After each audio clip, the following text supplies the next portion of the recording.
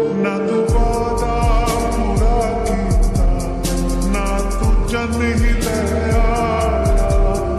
मेरे कमले